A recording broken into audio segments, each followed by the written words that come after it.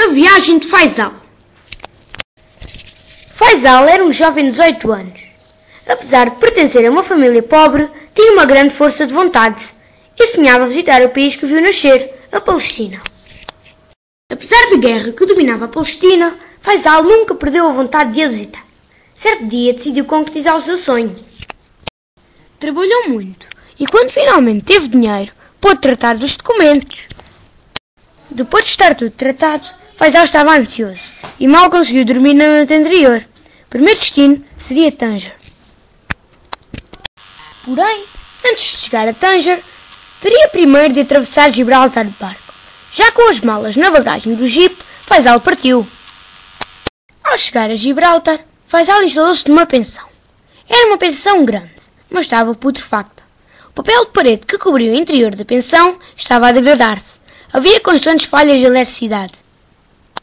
No dia seguinte, ainda pela madrugada, Faisal acordou com um grande sofrimento, porque sentia falta da sua família e de sua mãe a acordá-lo. Pegou nas suas coisas e foi diretamente para a zona de embarque. Ao embarcar, reencontrou um velho amigo de origem marroquina, de seu nome Tahar. Tahar era comerciante de 35 anos. Além da sua teimosia, era um grande aventureiro. Apesar de não ter uma casa fixa, isso não o impedia de viver bem. Quase por coincidência, Tahar tinha o mesmo destino que Faisal, que era a Palestina. Passaram um bocado a relembrar as memórias perdidas. A viagem, apesar de curta, foi bem aproveitada pelos dois amigos.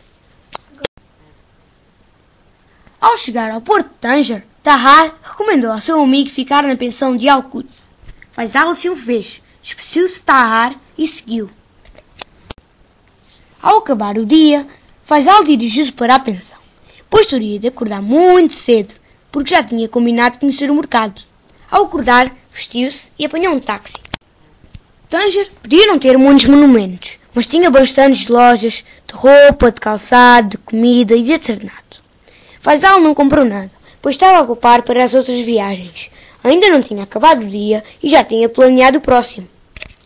Ao chegar ao mercado, ficou impressionado com a quantidade de comerciantes e de compradores. Saiu de mãos a abanar, pois não podia gastar muito dinheiro. Quando chegou a Argel, a sua primeira preocupação foi arranjar um sítio para passar a noite. Já estava a escurecer quando reencontrou uma velha amiga do seu nome, Adila. Faisal reconheceu-a logo e não hesitou em cumprimentá-la. Falaram dos bons momentos que passaram juntos na sua infância. Adila perguntou a Faisal que motivo tinha trazido a Argel, e este respondeu que, de facto, não era Argel que queria visitar, mas sim a Palestina. Faisal perguntou se Adila conhecia algum hotel ou alguma pensão para passar a noite. E Adila respondeu: Sim, por acaso conheço uma pensão e não é muito longe daqui. Mas uma noite naquela pensão é muito cara, por isso, se quiseres podes passar umas noites em minha casa. Obrigado, estava mesmo a precisar, agradeceu Faisal.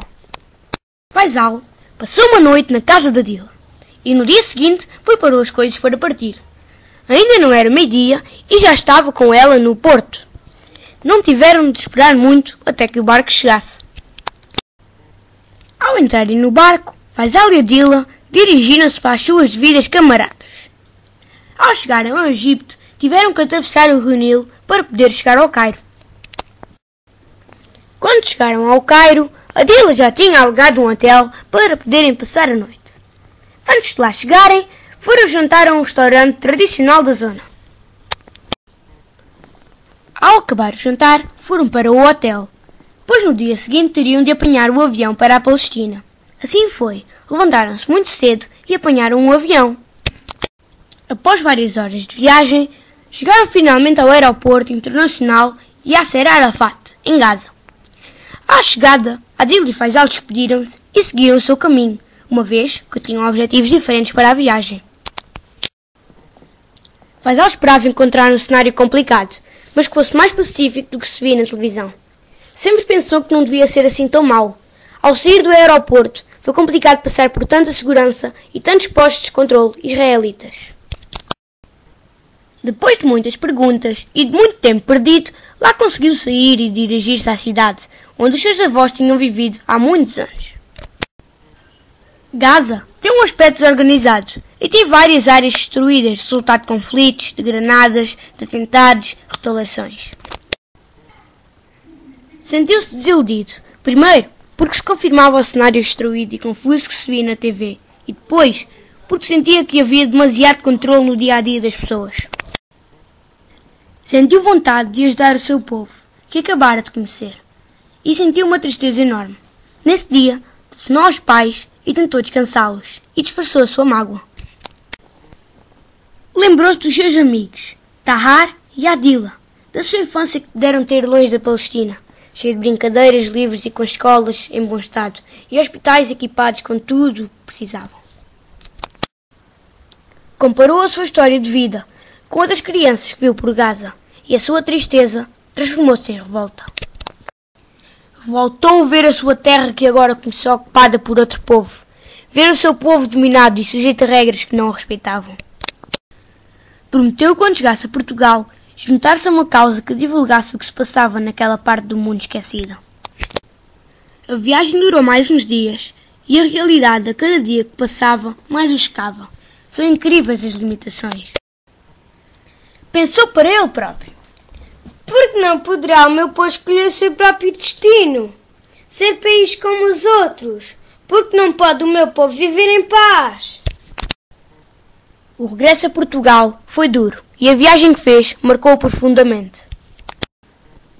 Em Portugal, Faisal contactou com pessoas que conheciam aquela realidade como ele e acabou por se juntar a um movimento de seu nome MPPM, que se dedica à defesa pelos direitos do povo palestino e pela paz no Médio Oriente.